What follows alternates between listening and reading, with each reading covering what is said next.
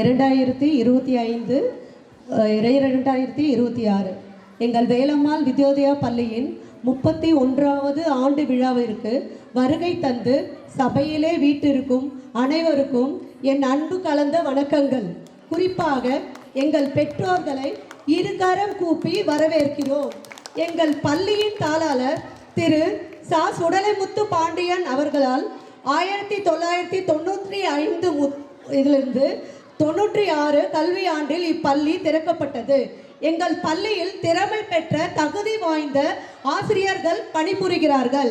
அன்போடும் அரவணைப்போடும் கண்டிப்போடும் எம் ஆசிரியர்கள் மாணவ மாணவியரிடம் நடந்து கொள்வது குறிப்பிடத்தக்கது. இங்கு பயின்ற மாணவர்கள் பல்வேறு துறைகளில் மெச்ச தகுந்த வகையில் பணிபுரிகிறார்கள். 35 வருட அனுபவம் வாய்ந்த திரு அம்பலவாணன் அவர்களால் என் பள்ளி மாணவர்களுக்கு கராத்தே மற்றும் யோகா என்ற தற்காப்பு கலை கற்றுக் கொடுக்கப்படுகிறது. அது மட்டுமல்ல, எங்கள் மாணவர்கள் ஆங்கிலத்தில் சிறப்பாக பேச தனி பயிற்சி வகுப்புகள் நடத்தப்படுகிறது. எங்கள் பள்ளியில் 1ஆம் வகுப்பு முதல் 5ஆம் வகுப்பு வரை உள்ள மாணவர்கள் ஸ்மார்ட் கிட்ஸ் அகாடமி மூலமாக நடத்தப்பட்ட 5th வேர்ல்ட் மாஸ்டர் போட்டியில் கலந்து கொண்டு 58 மாணவர்கள் கலந்து கொண்டு 24 மாணவர்கள் சாம்பியன் ஆஃப் சாம்பியன் பட்டத்தையும் பெற்றிருக்கிறார்கள். 16 மாணவர்கள் சாம்பியன் பட்டத்தையும் பெற்றிருக்கிறார்கள் என்பதை மிக மிக பெருமையுடன் கூறிக்கொள்கிறோம். இந்த பகுதியில் எங்கள் பள்ளி சிறந்த பள்ளி என எங்கள் பெற்றோர்களால் நாங்கள் பாராட்டப்படுகிறோம். ஒவ்வொரு ஆண்டும் யூகேஜி மாணவர்களுக்கு பட்டமளிப்பு விழா மிக சிறப்பாக நடத்தப்படுகிறது. எங்கள் தாளாளர் திரு சா. சுடலைமுத்து பாண்டியன் அவர்களின் வழிகாட்டுதலின்படி நாங்கள் ஒவ்வொருவரும் சிறந்த மாணவ செல்வங்களை நாளைய தலைவர்களாக உருவாக்க பாடுபடுகின்றோம் என்பதை பெருமையுடன் கூறிக்கொள்கிறோம். எங்கள் பிள்ளைகளின் வளர்ச்சிக்காக அயராது பாடுபடுவோம் என்று உறுதியளிக்கிறோம். நன்றி.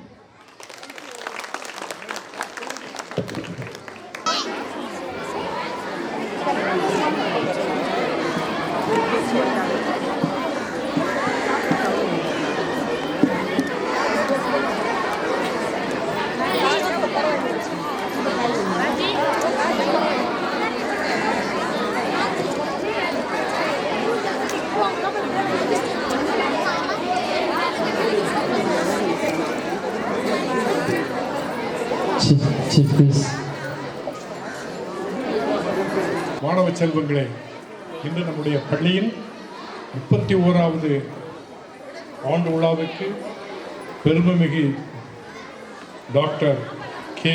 பானுமதி அம்மையார் அவர்கள் அப்போலோ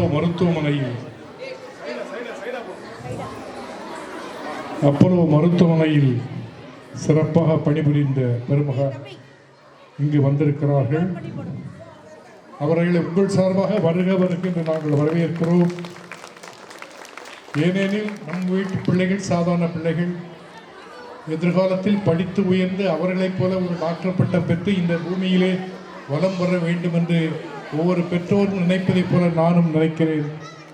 அதற்கு மேலாக எங்களுடைய அன்பு நண்பர்,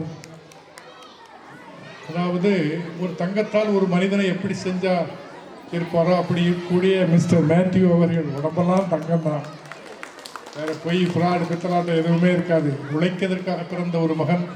அவரை வரவேற்பதில் நாங்கள் ரொம்ப பெருமைப்படுகிறோம். நம்முடைய பிள்ளைகளுக்கு அதாவது கல்வியோடு கராத்தே, யோகா, சிலம்பம், ஆங்கிலத்தில் சிறப்புற பேச அனைத்து வகையான தனி பயிற்சி அளித்து வருகிறோம்.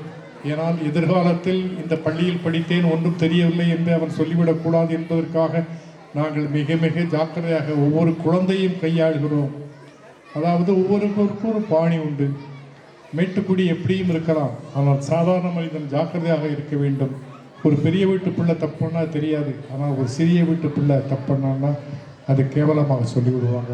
இதை ஏறத்தாழ நாங்கள் 40 ஆண்டுகளுக்கு மேலாக கடைபிடித்து கொண்டிருக்கிறோம். எங்களுடைய மாணவன் இப்போது சென்னையிலே பல இடங்களில் பணிபுரிகிறாங்க. இப்போ சீஃப் மினிஸ்டர் தொகுதியில் இருக்க பெரிய ஆஃபீஸரே என்கிட்ட படித்தவன் தான். இப்படி பெருமைப்படும் மாணவர்களை நாங்கள் பெற்றுள்ளதுக்காக பெருமைப்படுகிறோம்.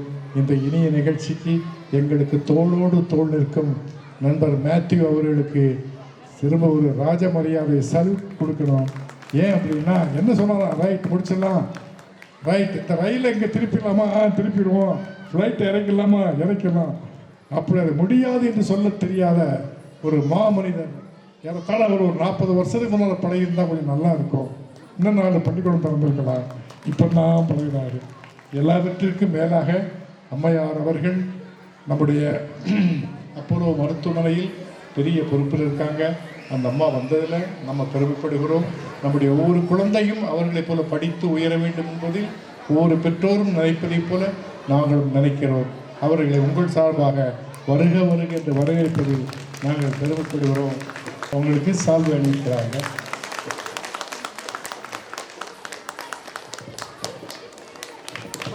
Right, thank you.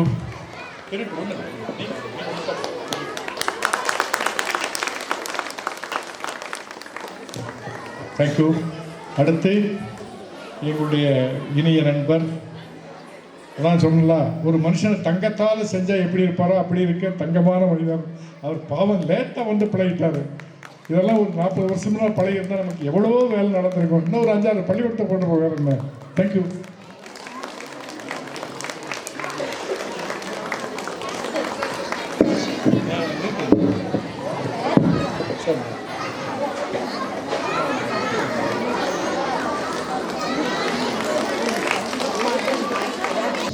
LKG R. Abhilash, first rank.